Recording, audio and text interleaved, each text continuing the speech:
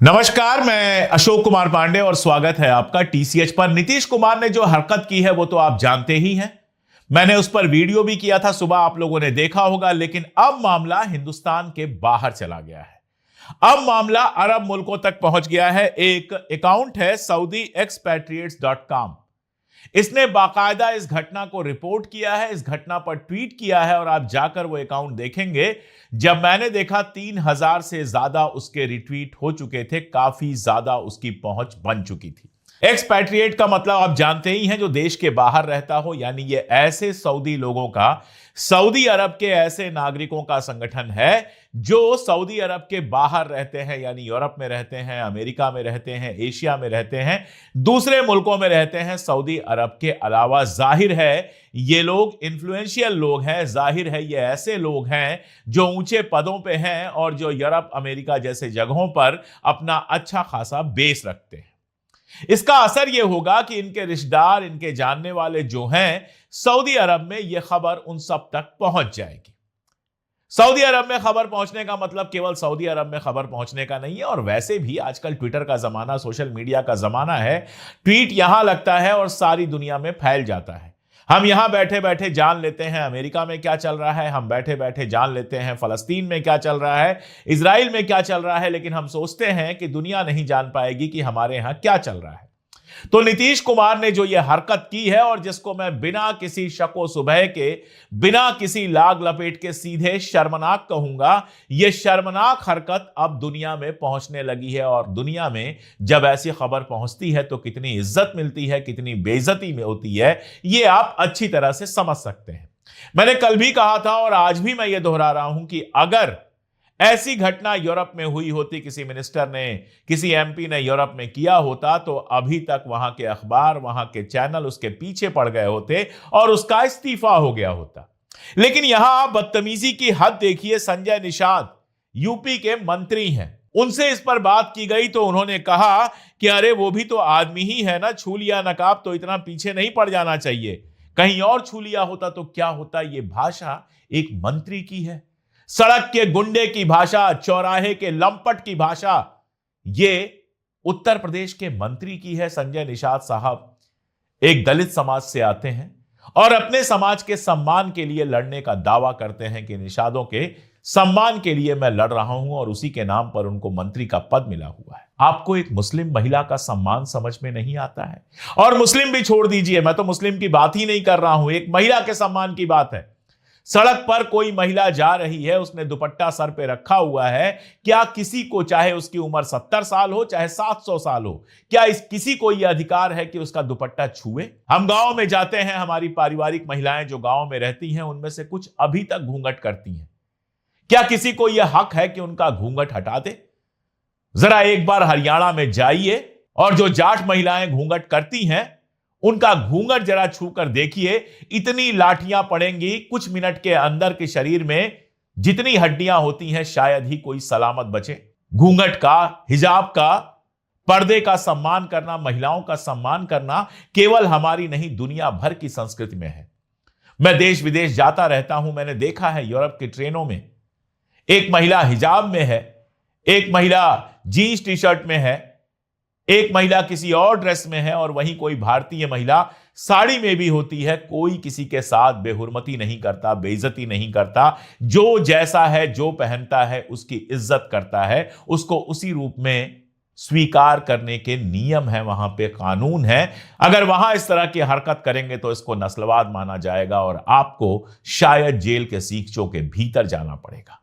लेकिन आप यहां बदतमीजी देखिए, नीतीश कुमार करते हैं और उसके बाद निषाद साहब आकर उसको सपोर्ट करते हैं। आदमी ही तो है, आदमी होने से आपको हक मिल गया औरत को कहीं भी छूने का, उसका हिजाब खींचने का, और आप कोई छोटे मोटे आदमी नहीं है।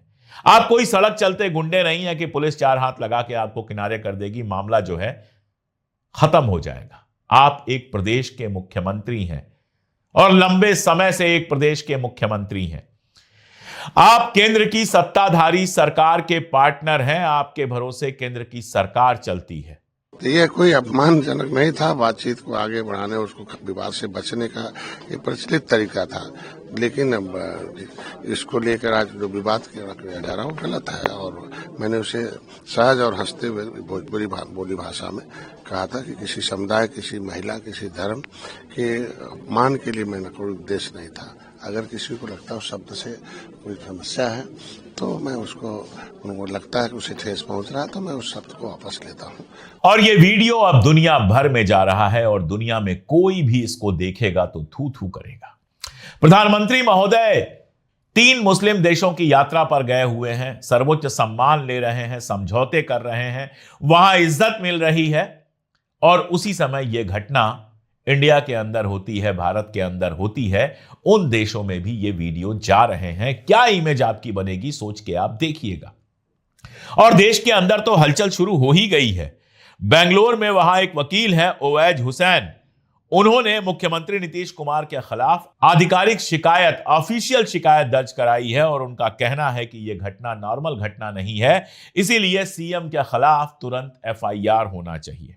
इसके अलावा आप देखते हैं कि समाजवादी पार्टी की प्रदेश प्रवक्ता और मशहूर शायर मुनव्वर राणा की बेटी सुमैया राणा जो हैं, वो लखनऊ के कैसरबाग थाने में तहरीर देती हैं और तहरीर देकर संजय निषाद और नीतीश कुमार दोनों के खिलाफ कार्रवाई की मांग करती हैं। कांग्रेस ने तुरंत यह घटना होते ही इसकी मजम्मत की थी। आरजेडी ने इसकी तुरंत मजम्मत की थी, जो विपक्ष के दल हैं वहां पर। आश्चर्यजनक यह है कि ओवैसी साहब अभी तक खामोश हैं। मुझे पूरी उम्मीद है कि ओवैसी साहब जो खुद एक बैरिस्टर हैं, वो इस मामले को लेकर कोर्ट में जाएंगे। बिहार की जनता ने उनको जबरदस्त समर्थन दिया है, बिहार के मुसलमानों ने उनको जबरदस्त समर्थन दिया है, उनके 6 विधायक जीते हैं और इस समर्थन की कीमत कम से कम उनको इस तरह से चुकानी चाहिए कि वो इस मामले को न केवल सबसे ऊंची संसद जो हमारी है लोकसभा, वहां लेकर जाएं, बल्कि सुप्रीम कोर्ट या कहीं और भी जहां वो उचित समझें, इसके खिलाफ एफआईआर दर्ज कराएं और खुद मुकदमा लड़ें, या उनकी पार्टी के लोग या उनके जो भी वकील हो वो मुकदमा लड़ें। अगर वो ऐसा नहीं करते हैं तो फिर जो उनकी बातें हैं उनके बारे में कहा जाएगा बातें हैं, बातों का क्या, इसके आगे नहीं बढ़ते आप बातें करके रह जाते हैं, बातें करके वोट ले लेते हैं। लेकिन आश्चर्यजनक है कि 3 दिन हो गए आज तक आपका, जब मैं ये वीडियो कर रहा हूं, एक बयान तक नहीं आया है इस घटना पर। यह अपने आप में बहुत कुछ कहता है, जो समझना चाहे उसके लिए भी और जो ना समझना चाहे उसके लिए भी। इस घटना का असर क्या हुआ है? वो जो डॉक्टर थी, महिला थी, उन्होंने साफ साफ कहा कि मुख्यमंत्री ने जो किया, हो सकता है वो इंटेंशनली ना हो, जानबूझ के ना किया हो, लेकिन जो हुआ वो मुझे अच्छा नहीं लगा। वहां बहुत सारे लोग थे, कुछ तो हंस रहे थे। ये जो हंस रहे थे ना, ये सबसे बड़े दरिंदे हैं। खैर, कुछ तो हंस रहे थे। एक लड़की होने के नाते ये मेरे लिए अपमानजनक था। क्या गलत कह रही हैं वो महिला? मैं बार बार कह रहा हूं कि हिंदू मुसलमान से जिसके आंखों पर पर्दा पड़ गया हो, वो अपनी दादी, अपनी बुआ या अपनी मां के बारे में सोचें कि जब वो घूंघट लगाती हैं या सिर पे पर्दा करती हैं बड़ों के सामने, या सिर पे जिसको कहा जाता है आंचल रखती हैं, तो क्या दुनिया में किसी को यह हक है कि उस आंचल को हाथ लगा सके? क्या दुनिया में किसी को हक है कि उनका घूंघट छू सके? क्या उनकी बहन अगर दुपट्टा लगाकर निकलती है तो दुनिया में किसी को हक है कि उसके दुपट्टे पर उंगली भी लगा सके? अगर कोई भी आदमी किसी महिला के घूंघट पर, उसके सर के आंचल पर, उसके दुपट्टे पर, उसके हिजाब पर, उसके बुर्के पर उंगली लगाता हुआ नजर आता है तो मेरे हिसाब से वो मानसिक रूप से विक्षिप्त नहीं है, वो एक अपराधी है और अपराध की सजा मिलनी चाहिए। कम से कम नीतीश कुमार को सामने आकर हाथ जोड़कर उस लड़की से माफी मांगनी चाहिए, कहना चाहिए कि बेटा जो मुझसे हुआ वो गलत हुआ, मुझे नहीं करना चाहिए था, मेरा इरादा ये नहीं था, मैं बाप की तरह बिहेव कर रहा था, लेकिन बाप को भी असल में ये हक नहीं है। असर क्या हुआ है? असर यह हुआ है कि उस लड़की ने कहा है कि मैं नौकरी ही नहीं करूंगी, मैं ये नौकरी छोड़ दूंगी, मुझे नौकरी करनी ही नहीं है। आज के जमाने में जब सरकारी नौकरी मिलना एक नेमत से कम नहीं रह गया है, हिंदुस्तान में बड़ी मुश्किल से लोगों को सरकारी नौकरियां मिला करती हैं, वहां वो महिला आयुष डिपार्टमेंट की नौकरी करने से मना कर देती है और अपने परिवार के पास पश्चिम बंगाल में कलकत्ता लौट जाती है, कोलकाता लौट जाती है, जहां उसका परिवार रहता है। उसके भाई ने बताया है कि उसने नौकरी ना करने का पक्का इरादा कर लिया है। हालांकि मेरे समेत परिवार के सारे, फैमिली के सारे मेंबर्स उसको समझाने की कोशिश कर रहे हैं। हम उससे कह रहे हैं कि गलती अगर दूसरे की है तो तुम उसकी सजा खुद को क्यों दे रही हो। लेकिन उसका कहना है मैं कहीं और नौकरी कर लूंगी, लेकिन अब मैं वो नौकरी करने नहीं चाहूंगी। ऐसा लगता है कि एक पूरा समाज बनता जा रहा है जिसको महिलाओं के सम्मान का, अपने पुरखों के सम्मान का, असल में जिसको तमीज नाम की कोई चीज रह ही नहीं। इसे मैं आपको उदाहरण देता हूं। एक झूठ संबित पात्रा और बाकी लोगों ने लगातार फैलाया कि सोनिया गांधी जी ने ढेर सारे सूटकेस में भर के नेहरू मेमोरियल लाइब्रेरी, जिसको अब पीएम मेमोरियल बना दिया गया है, वहां से नेहरू जी से जुड़े हुए दस्तावेज हटा दिए। बाकायदा यह सवाल पूछा गया और भाजपा के ही एक व्यक्ति ने यह सवाल पूछा, और जब यह सवाल पूछा गया तो सरकार ने उत्तर दिया, सरकार ने जवाब दिया कि नहीं, नेहरू मेमोरियल से नेहरू जी का एक पन्ना भी गायब नहीं है। अब आप सोचिए, आंख मूंद के आरोप लगा दिया, कुछ भी बोल दिया, कुछ भी कर दिया, कहीं भी हाथ लगा दिया, और उसकी जरा सी शर्म नहीं है। आपने कंगना रनावत को बना दिया एमपी, और कंगना रनावत अब कह रही हैं कि रघुपति राघव राजा राम को लेकर एक नेशनल एंथम बनाया था, भजन को लेकर गांधी जी ने एक नेशनल एंथम बनाया था। आप सोचिए, किसी स्कूल का 5वीं पास छात्र भी कंगना रनावत से ज्यादा ज्ञान रखता है, ज्यादा जानता है। उसको भी पता होगा कि रघुपति राघव राजा राम भजन था जो अपनी प्रार्थना सभाओं में गांधी जी गाया करते थे। यह कह रही है नेशनल एंथम बना दिया। कुछ भी जो जबान पे आए बोल दो। राखी सावंत को मैं कोई बहुत इज्जत की निगाह से नहीं देखता हूं, हर तरह की बातें वो करती रहती हैं। एक महिला होने के नाते जाहिर तौर पर उनका भी वैसे ही सम्मान है जैसे किसी भी महिला का सम्मान है। लेकिन कल जो उन्होंने बयान दिया, वो बयान निश्चित रूप से गौरतलब है। उन्होंने कहा कि नीतीश कुमार जी, अगर आपकी धोती कोई खींच ले, मैं आपकी धोती खींच लूं, तो आपको कैसा लगेगा? बिल्कुल ठीक बात है। आपको सुन के हंसी आ सकती है, लेकिन बिल्कुल ठीक बात है। किसी को हक है क्या कि अगर किसी ने धोती पहना है तो उसकी धोती खींच ले? तो फिर किसी को किसी का बुर्का हटाने की, किसी को किसी का हिजाब हटाने की कैसे इजाजत दी जा सकती है? और वो भी एक प्रदेश के मुख्यमंत्री को। मैंने कल भी बताया कि सम्राट चौधरी भले भाजपा के हैं, लेकिन मैं बिना किसी रोक टोक के उनकी तारीफ करूंगा कि उन्होंने रोकने की कोशिश की। उनको भारत की संस्कृति पता है, उनको महिलाओं का सम्मान पता है, और इस बात के लिए मैं उनका आभारी हूं। देश उनका आभारी है कि कम से कम उन्होंने आगे बढ़ के रोकने की कोशिश की। यहां पार्टी और विचारधारा का मामला नहीं है। यहां महिलाओं के लिए सम्मान तो हमें बचपन से सिखाया जाता है।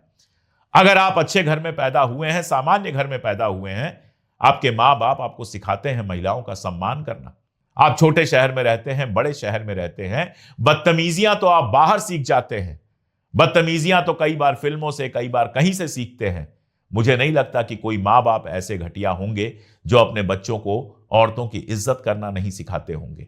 और यहां नीतीश कुमार तो मां बाप नहीं, दादा की उम्र के हैं, और उन्होंने कल जो नजीर पेश की है, वो नजीर कैसी है इसके बारे में कुछ कहने की जरूरत नहीं है।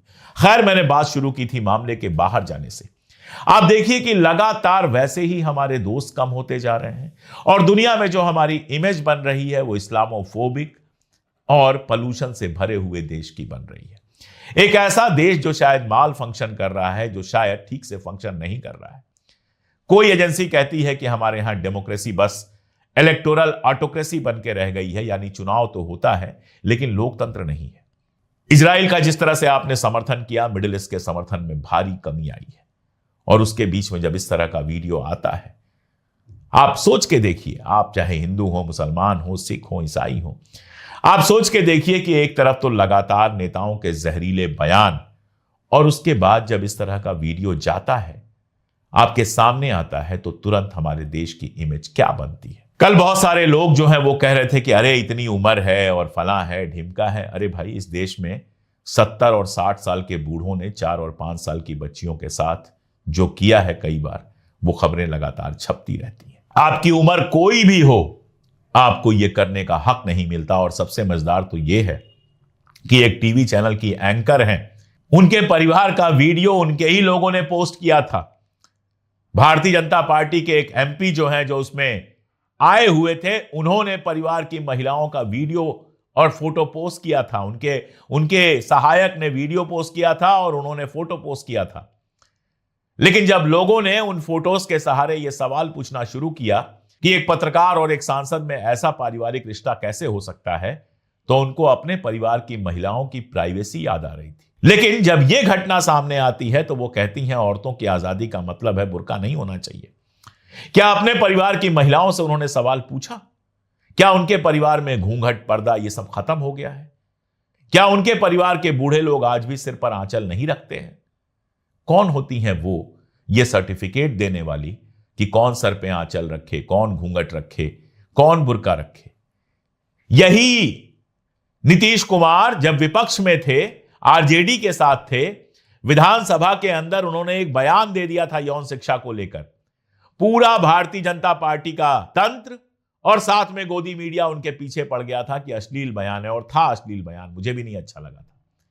लेकिन वही नीतीश कुमार चूंकि सत्ता के साथ है तो इन लोगों को इस बात से कोई फर्क नहीं पड़ता कि देश दुनिया में हमारी कितनी बेइज्जती हो रही है, इसका कितना नुकसान हमको उठाना पड़ेगा। ये लोग पूरी बेशर्मी के साथ इसको डिफेंड करने के लिए सामने आ जाते हैं। खैर, मैं तो यही चाहूंगा कि भारतीय जनता पार्टी के सीनियर लोग कम से कम उनको समझाएं कि और कुछ नहीं तो एक लिखित माफी जारी कर दें, ताकि देश दुनिया में इज्जत बच सके। उस लड़की को फोन करें, उससे माफी मांगें और उससे कहें कि आकर नौकरी ज्वाइन करो। वरिष्ठ आदमी है और सांप्रदायिक जीवन में कभी रहे नहीं है। बहुत सारे मुस्लिम जो हैं आज भी उनको सपोर्ट करते हैं, उनके अपने मंत्रालय में मुस्लिम मंत्री हैं। ये हरकत करके अपना नाम हमेशा के लिए खराब करना ये उनकी चॉइस है, लेकिन ये हरकत करके देश का नाम जो खराब कर रहे हैं उसको रोकने की पूरी कोशिश की जानी चाहिए। आपको क्या लगता है कमेंट में बताइएगा और जुड़े रहिए हमारे साथ, देखते रहिए हमारे वीडियोस। बहुत शुक्रिया।